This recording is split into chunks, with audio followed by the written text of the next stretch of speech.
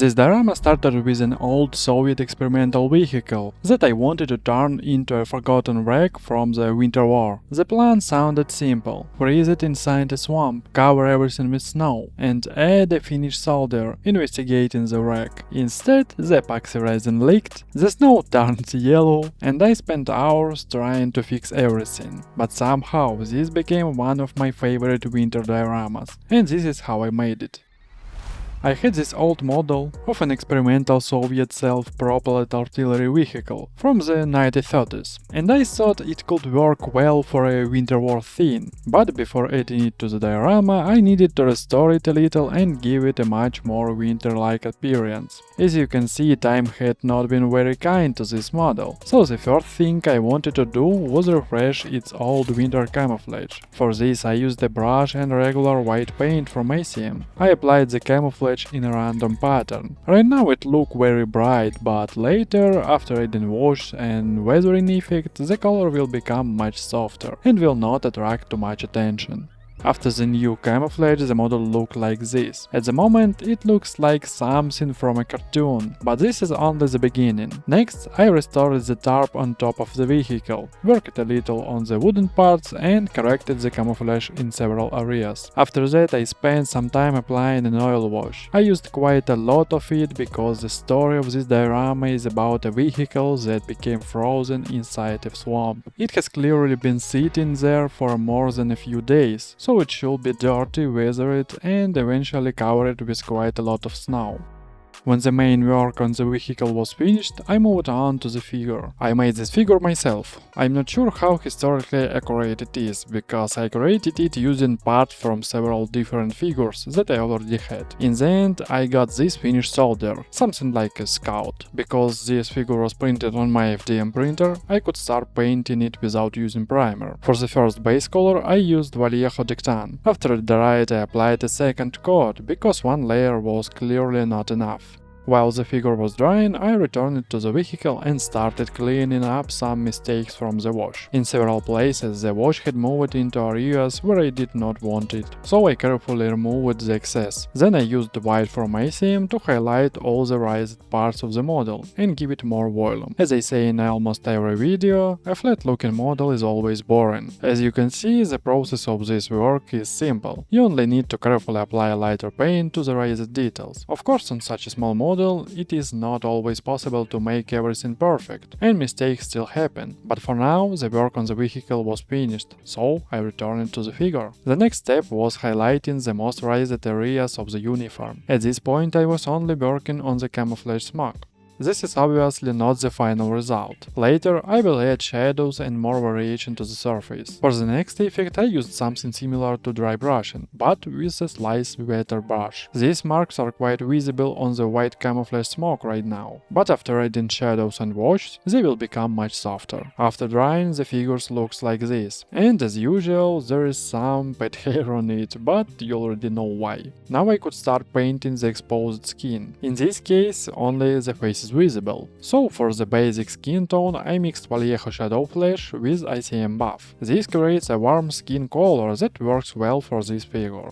While the face was drying, I moved on to some smaller details. Using Leather Brown from ICM, I painted all the leather equipment. This color creates a nice contrast with the white uniform, and also allows me to use the dark gray for the shadows. If I painted all these detailed parts completely black, together with dark gray shadows, the figure would become too black and white. The face would be the only strong color on the model, and I did not want that. After painting all these details, I corrected some of the white areas again using ICM white, but the figures was still far from finished. I painted the gloves with German grey. White gloves would probably make more sense with the camouflage smoke, but I thought grey gloves would create more contrast and make the figure more interesting. Then I mixed the same German grey with water and used it as a fairly strong wash to fill the shadows. After drying, the camouflage smoke looked extremely dirty, but now I can use dry brush with ICM white to bring back the highlights and remove some of the heavy effect. And this is the result. Next I worked on the leather parts with tan earth. The process is simple, but it requires patience because mistakes are very easy to make on 1/72 scale figure.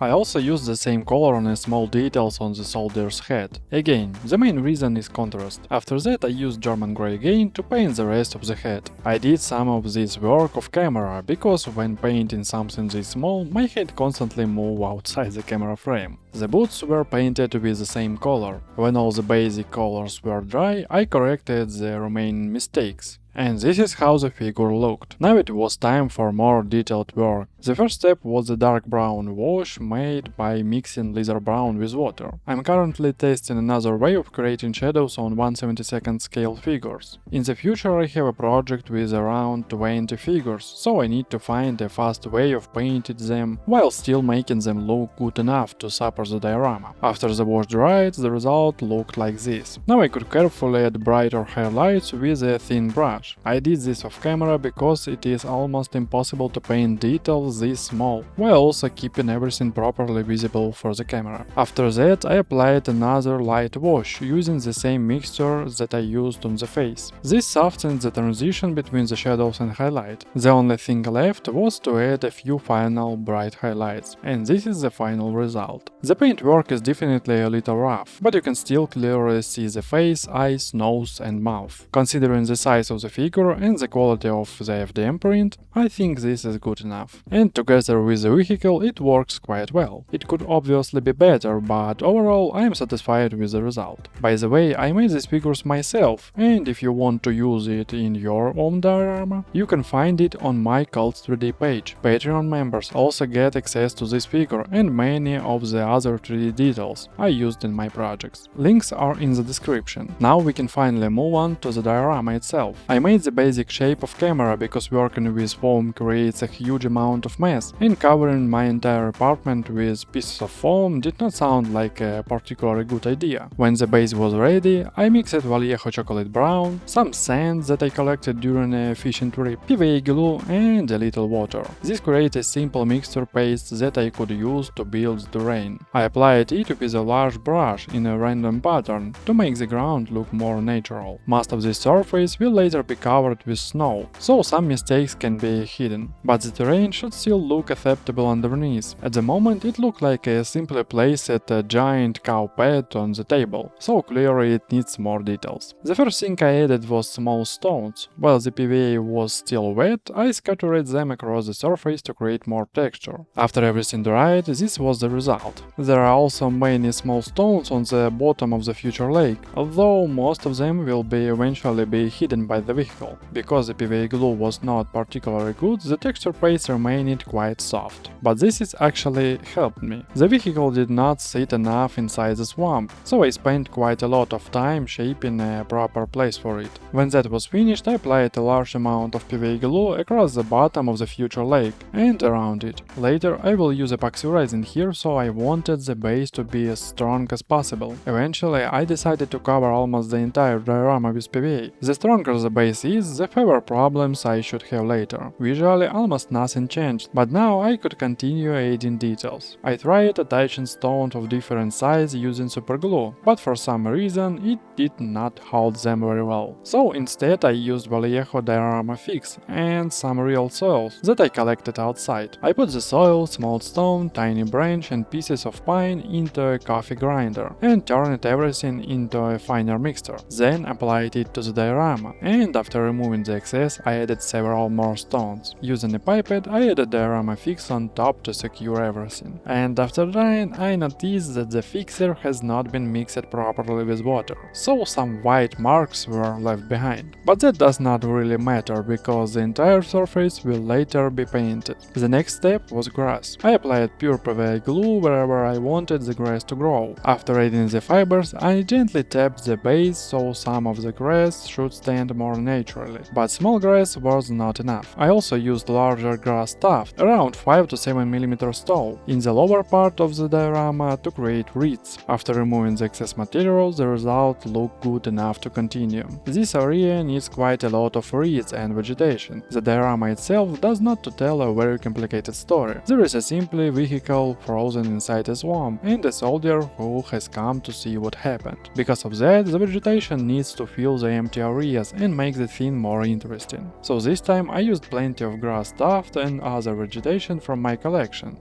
Now it was time for primer. For this winter diorama I decided to use black. I think black works much better here than the brown primer I used on my previous project. I covered the entire diorama with black paint to connect all the different materials and create deep shadows. This also prevents bright and painted areas from appearing later and standing out from the finished terrain. After drying, the base looked like this. The real soil and large amount of vegetation create a lot of small details. Now the important part is not covering all of them with snow, but before adding snow, I first need to paint the vegetation. I prepared several different colors. Using only green-gray on everything would make the grass too simple and uniform. So I started with a light brown color as the basic tone. Almost all of the grass on the diorama received this base color. Even after the first layer, the vegetation already started to separate from the black base and looked more three-dimensional. Then I slowly started adding green into the same mixture. With every new layer I added a little more green to make the vegetation look more natural and interesting. This is still not a completely black and white diorama, and I do not want it to become one. After the first stage were dry, even the smallest 3mm grass became clearly visible. I intentionally left most of the vegetation inside the lake much darker. First, most of it will be hidden by the vehicle. Second, the lower part of the diorama should look darker and more depressing.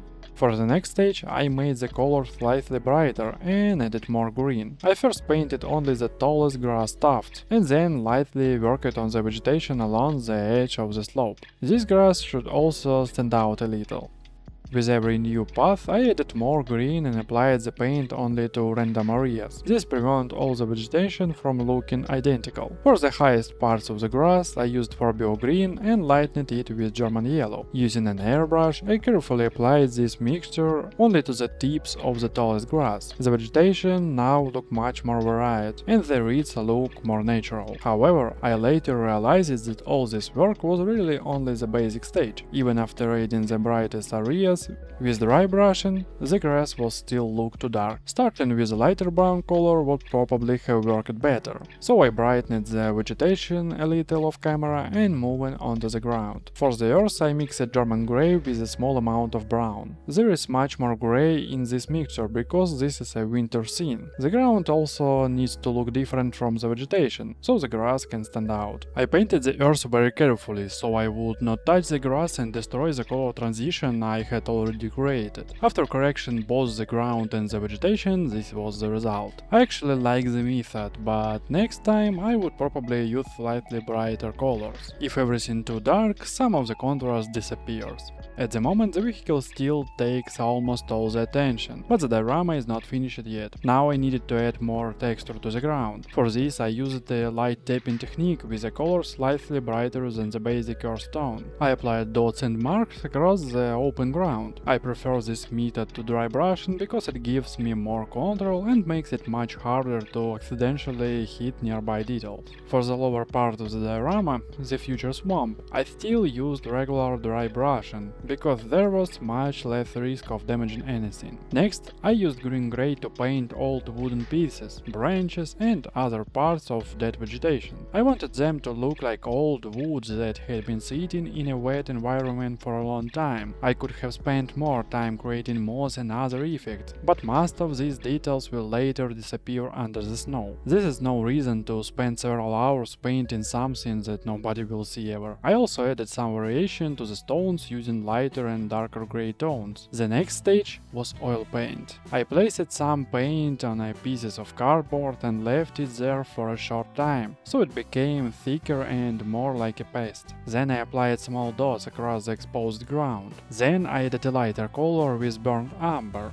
Then blended everything using white spirit. This gives the ground more variation, adds warmer brown tones where needed, and the white spirit naturally creates soft transition. And it worked. The texture of the ground immediately became much more interesting. Some smaller details still needed more contrast, so I highlighted them with green-gray mixed with a little German yellow. Maybe using more different colors would have been better instead of mostly white and gray, but this was the look I had in mind for this diorama. I used the same mixture on several branches and lightly dry brushed some of the smaller grass. Now I was finally happy with the vegetation. I achieved the effect I wanted along the slope and inside the reeds, so it was time for the next step. I wanted the side of the slope to look like a mixture of soil, sand and clay. For this I darkened the skin color that I used on the figures with some German grey from ICM and painted the exposed edge. Later I applied the same oil wash that I used on the ground. This made the color slightly warmer. The result looked good enough, so now I could install the vehicle and prepare everything for the epoxy resin. I added a little color to the resin and started pouring it into the lower area. Under the vehicle it naturally flowed into all the small gaps, and naturally it also flowed into some places where I did not want it. And because the base was made from foam, a little epoxy leaked into areas where it should not have gone. That was definitely my mistake.